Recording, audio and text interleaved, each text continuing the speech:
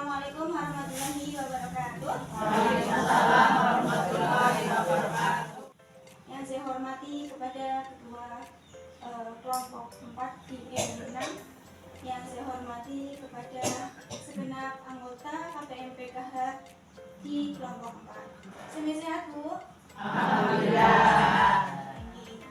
Untuk pertemuan kali ini Ibu kita kan minggu lalu sudah belajar tentang cermat untuk menabung. Tujuannya apa untuk menabung Bu? Nah, yang pertama itu untuk keperluan mendadak. Yang kedua itu juga bisa untuk memulai usaha. Di sini ada yang punya usaha? Siapa usahanya Pak Bu? Siapa yang sudah punya usaha di sini? Siapa Bu? Siapa? Aku waktu Jualan apa Bu usahanya? ada rusak anaknya. Oh, usaha ya kadang-kadang itu termasuk usaha mikro kecil. Gak apa gitu enggak? Semua usaha itu harus dipikirkan Bu, harus direncanakan dengan baik nih. Nah, jadi kita itu ketika membuka usaha harus memikirkan idenya.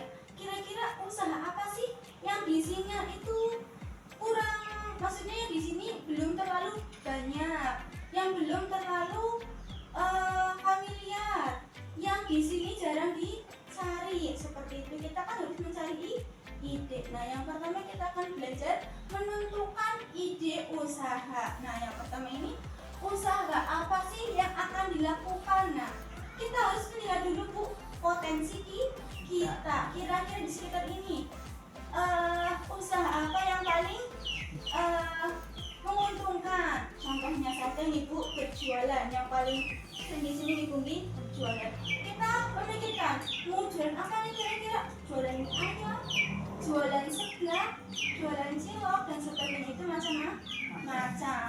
Kemudian mencari target pembelinya. Siapa nih kira-kira kalau saya jualan bakso atau mie ayam, kira-kira yang beli ada nggak ya? Tapi di sini kayaknya sudah banyak jangan mie ayam bakso.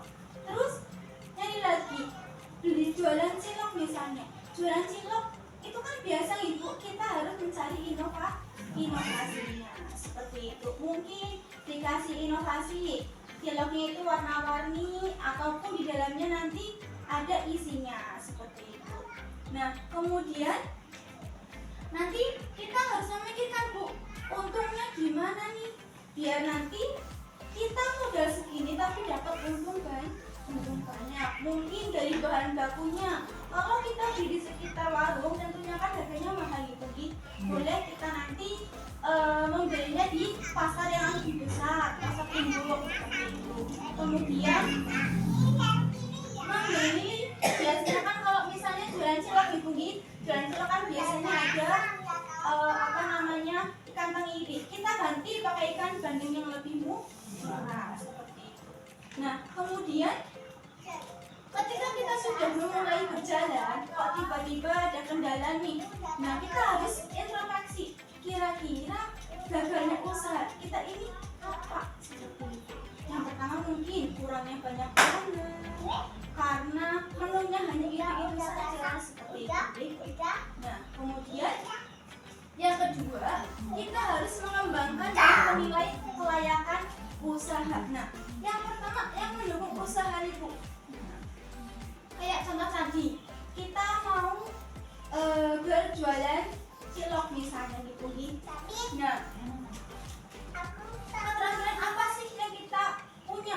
Contohnya kira-kira saya bikin cilok seperti ini, enak nggak ya?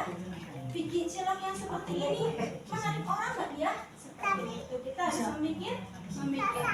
Nah, kemudian peluang. Nah, peluang apa saja yang di luar usaha kita namun dapat memberikan pengaruh positif. Jadi kita harus pintar-pintar memikirkan gimana menginovasikan bahwa dagangan ini kita itu menarik. Gitu. Nah, kemudian ada juga yang menghambat usaha. Nah, contohnya mungkin karena sudah banyak yang jualan cilok Ibu, kita mungkin ketika bikin kedai direnov dulu kedainya, kemudian diperbanyak lagi menu-menu ciloknya, seperti itu. Nah, kemudian ancaman. Nah, mungkin ketika mungkin tidak ada pasar, bundanya tidak ada. Kita ganti dengan menu lain. Contohnya, sekarang itu kan lagi naik daunnya cilok yang gunakan nasi, tahu nggak Bu? Jadi nasi itu yang biasa dimakan di blender, setelah lumat itu dicampur dengan aci seperti itu. Kita kasih perisaikan juga bisa. Nah, kemudian kita harus merencanakan rencana pemasarannya nih Bu. Nah, yang pertama itu pastikan barang dengan mutu yang terbaik. Kemudian kualitas barang yang umumnya dijual. Jadi ketika orang-orang menjualnya seperti itu saja, kita harus memberikan keunggulan dalam jualan kita. Kemudian berikan harga murah dan bersaing seperti itu nih. Kemudian cari lokasi berjualan yang strategis nih. Nah, kemudian promosikan barang dengan dagangan setiap saat. Nah, ini ketika jualannya online nih, harus itu menarik, kata-kata itu menarik. Jadi ketika ada orang yang beli, kita harus meminta reviewnya. Kira-kira ini kurangnya apa? Bagaimana rasanya? Selalu diposting seperti itu.